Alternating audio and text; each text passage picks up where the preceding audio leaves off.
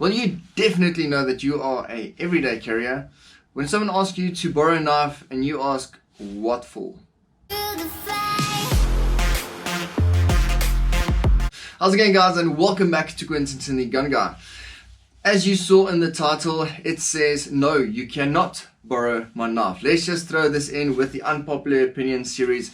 In this series, I do all kinds of things. I lift my opinion, which is probably going to be unpopular. But I think this time is going to be popular with everyday carriers, but not so popular with their friends that do not carry knives.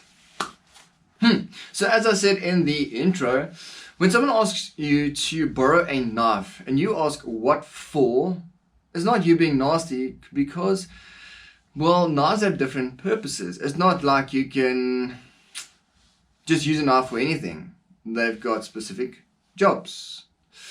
Let me expand on this. Let's do a quick pocket dump so I can show you guys what I actually carry. So on my left pocket, I carry a Fox Dart, which is more of a defensive blade than an everyday cutting open boxes blade. Because I use this as a defensive knife, I want this in tip-top shape, and it actually still has the factory edge. I don't cut all kinds of weird things with this knife. Next up, in the right front pocket, I carry the Kershaw Emerson. This is like an in-between knife between like a defensive blade, but also some utility use, because it has a quick deployment Emerson wave. Quick deployment Emerson wave, so I can use it for both purposes, but a little bit more to the defensive side.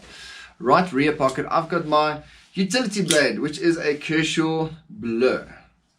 This is more of a cutting open boxes kind of thing. So all of these knives, let me just show you guys nicely. This is my everyday carry lineup. So if someone says they want to borrow this, I go, for what purpose? Are you going to stab someone? Are you going to cut a piece of biltong with it? Are you going to cut a piece of cheesecake with it? Yeah, don't cut cheesecake with a pocket knife. Who does that, you heathens? Cutting biltong is fine as long as you share. Okay, so that's number one. That's knives have different purposes. So you need to specify what purpose you want to use intended knife for. Number two is that you can actually mess up a knife. So how can you mess up a knife? Well, if you don't everyday carry, you know that there's different type of knives, different type of finishes.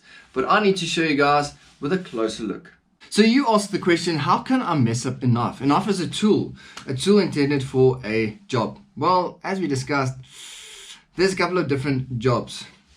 Now, let's jump into a couple of reasons why or how you can mess up a knife or not be borrowed a knife. I don't know.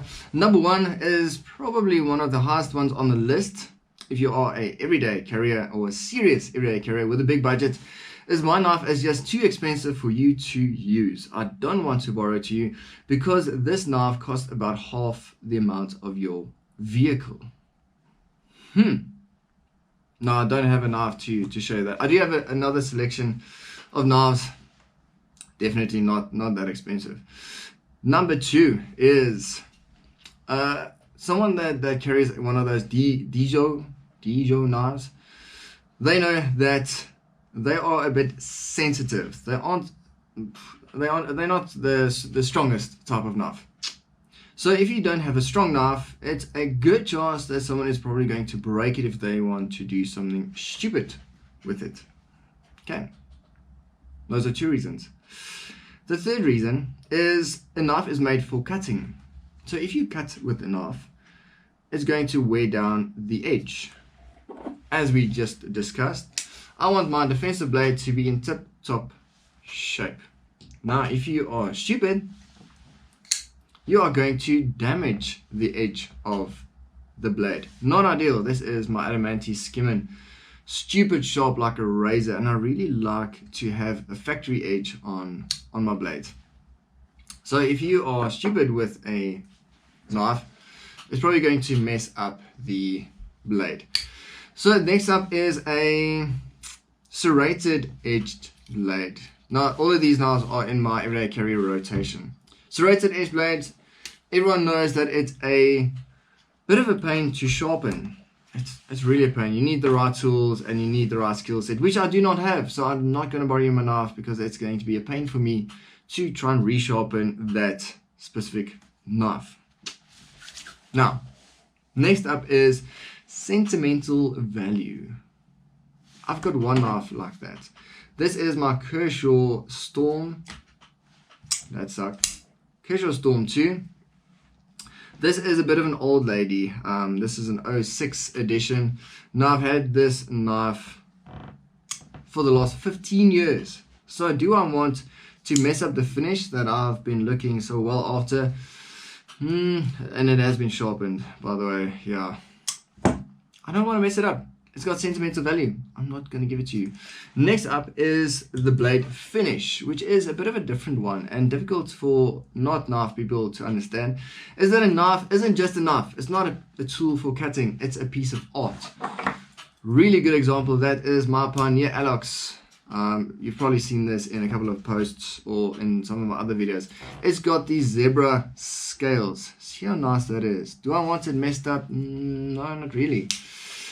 My customized honey badger claw. This I did an acid etch on and I really liked it so much I didn't stonewash it. I really liked the effect of this matted out finish on the blade.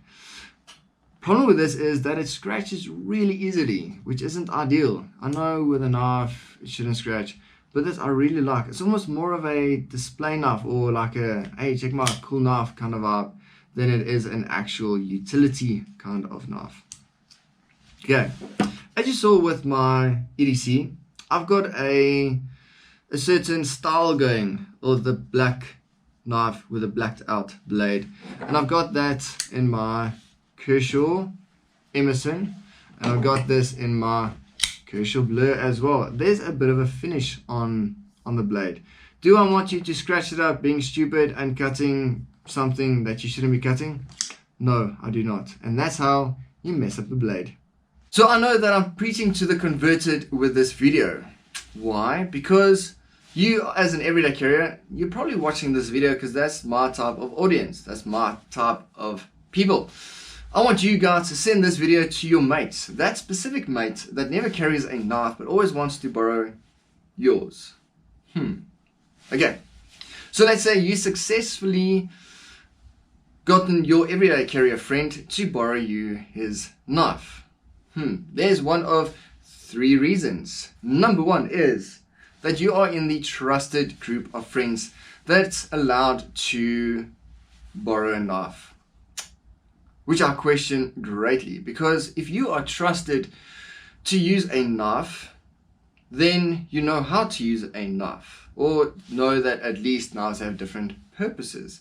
So if you know this, you know that you should carry your own knife at all times, as every everyday carrier does. Number 2 is that your task made the cut, pun intended, to use said knife for that specific purpose. So well done for that, using the task or the right tool for the task. Number 3 is that your everyday carrier friend, they are just too diplomatic. Why? Because if you read the title of this video again, it says, no, you cannot borrow my knife. I, on the other hand, I'm not as diplomatic because I like my knives and I don't like to mess them up. So you as an everyday carrier, you are more than welcome to say no. In closing, now this isn't for the everyday carrier, this is for that specific friend that wants to borrow the knife. Let me tell you that it's basically the same as being asked if your wife can be borrowed. Would you borrow someone your wife? And the quick question is no, because why? If you borrow your knife to someone, she's probably not going to come back the same way as you lent her out. The same thing with a knife. So don't ask to borrow my knife. Cheers guys, see you later.